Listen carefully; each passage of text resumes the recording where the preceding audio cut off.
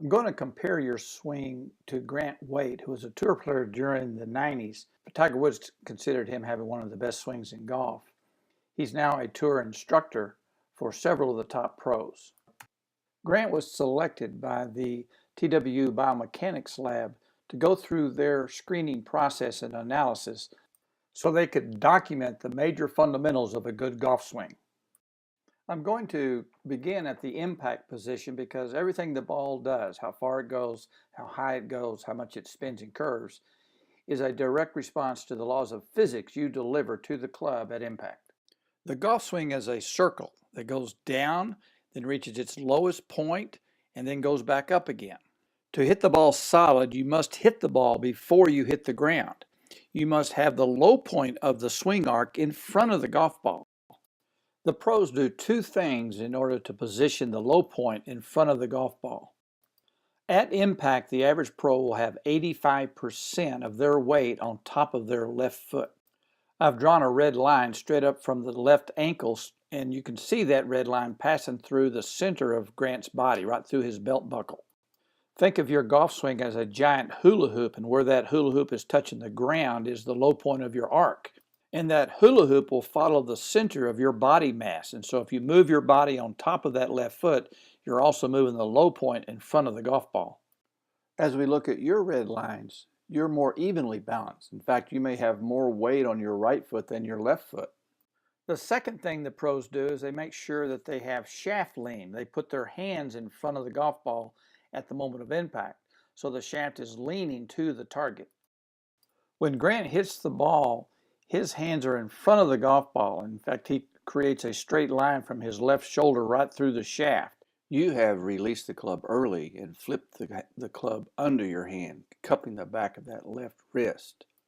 So the two key things you need to work on in order to hit the ball more consistently solid is to arrive at impact with more weight on your left side and delay the hit so that you don't cause that early release. The early release also moves the low point of your swing arc behind the golf ball. Now, I'm not suggesting that you have to look like Grant or try to perform exactly the way the pros do right now, but every movement you can make to get closer to the pros, the better off you'll be.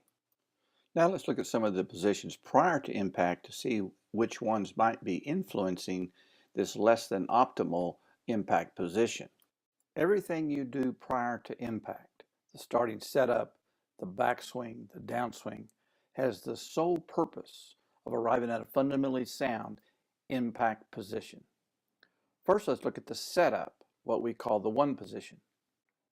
As we compare your setup to Grant, we see a couple of differences. Grant has more weight on his left foot than he does his right foot, whereas you have more weight on your right foot than your left foot, so you're kind of leaning backwards. Grant is almost in a little mini impact position. He knows he has to have more weight on his left foot at impact, and so he starts out with a little bit more weight at the address position. One of the main reasons you don't have sufficient weight on your left foot at impact is because you start out with so much weight on your back foot. So one of the changes you would have to make in your setup in order to be a better ball striker, in order to hit the ball more consistently solid, is to change your setup so that you have more weight on your left foot than your right, maybe 55% of your weight on your left foot.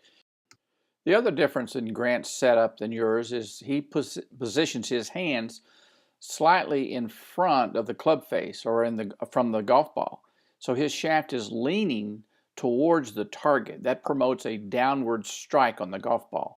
You have reversed that. You're actually leaning your shaft backwards as if you're trying to hit up into the golf ball. You don't want to hit up into the golf ball. You want to hit down into the golf ball. When the ball is on the ground, you cannot hit it solid unless you hit down on the golf ball. And the last difference I'll comment in this first part is the left foot. Grant will flare that left foot out a little bit, and you can see how I've drawn that blue arrow. When you flare the left foot, it makes it easier to shift your weight to the left side. That ankle will be much more comfortable if it's flexing at the front of the ankle and not the side of the ankle. Now, one of the things I do like about your setup is your extension in both arms. I like that very much. You have your elbows close together. That is exactly the way you want to set your arms for a good golf swing. I'm now going to start the backswing and stop it at the 3 position. This is when the left arm is parallel to the ground. Let's first focus on how steady Grant keeps his head during the backswing. And also I want you to pay attention to how he keeps his left foot flat on the ground. So as he goes back, he's simply going to rotate, and that's the 3 position. He's kept his weight on his left foot, and he's kept his head in the center of that circle. As you go back, you sway to the right. Now your left arm is parallel to the ground, but you can see how your front foot has come off the edge. It's no longer flat on the ground like it started. So you have swayed to the right. So that moved your body mass to the right. That moved your swing hula hoop to the right. So you have positioned your low point way behind the golf ball. And so you're not in any kind of a position to hit down on that golf ball. You're going to bottom out and hit the ground before you get to the golf ball, and you'll either hit it fat or thin if you don't get enough weight back to your left side.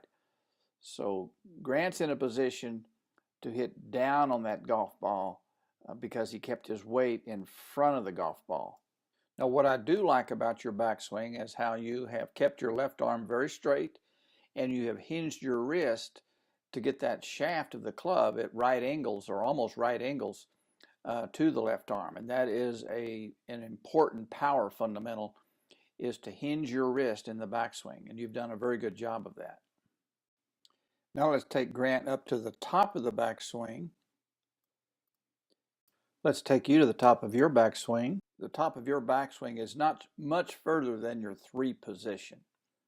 And that's fine for right now. Grant takes just a little bit more shoulder turn, but I like the fact that you still have good wrist hinge. Now obviously Grant is actually starting to fall towards the target. You're seeing him, his body, his hips, everything's driving to the left on the downswing as he comes through here. So he's coming off his back foot, he's pushing off the back foot, he's driving his hips and his body mass into that golf ball. And you have a little bit, you start forward here, and so you have a little bit of movement to the left side, but because you were so far to the right, you were never able to get back to the left enough in order to hit the ball with a downward blow to compress the ball to get the distance you want, to get the solid contact that you want. I'm now going to take the swing to post-impact position when the right arm is parallel to the ground. That's called the 9th position. And when Grant is in this position, his right arm is straight. You'll notice that his wrists are crisscrossed. He's kept his elbows close together. We can see his left hand underneath the right hand.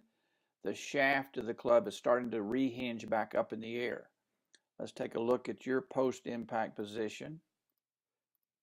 So here you are in this same position. Your right arm is parallel to the ground. You're keeping your arms pretty close together. It's not too bad at all. There is resistance to get onto that left side. We certainly can see that Grant is driving his legs towards the target, and you're falling back on that left leg, and you're doing what we call a reverse weight shift. Let's take it up to the top of the swing. So Grant takes it all the way up. He's going to stand tall on that left side. He's going to fold both elbows. Club gets behind his head. As you come through, you're facing the target. The upper body is doing a pretty good job there. And it's the lower body that's kind of locking you up and preventing you from having a complete finish. And that really slows down your club head speed. So the thing I would recommend that you work on is first your setup. Let's get that weight a little bit more to the left side. Let's learn how to take that backswing and keep that left foot flat. Keep yourself centered over that golf ball better. And that'll allow you to strike down the ball more consistently and hit it more consistently solid. This is video I took of Tiger at the 2012 U.S. Open, I had the privilege of being able to get inside the ropes with my camera and videotape all the pros. Tiger sets up with a nice extension in both arms. His hands are slightly in front of the golf ball. Let's take him to the 3 position. Here he has a nice extension in that left arm. You can see that he's kept this knee inside that foot. His left hip is still right on top of his left foot. He has not swayed. When he gets to the top, that head has stayed right where it started. You'll see him start to drive. Watch that left hip drive. Watch his legs drive. Push off that back foot. Good full extension, hands in front of his left thigh. Nice straight, elbows close to each other.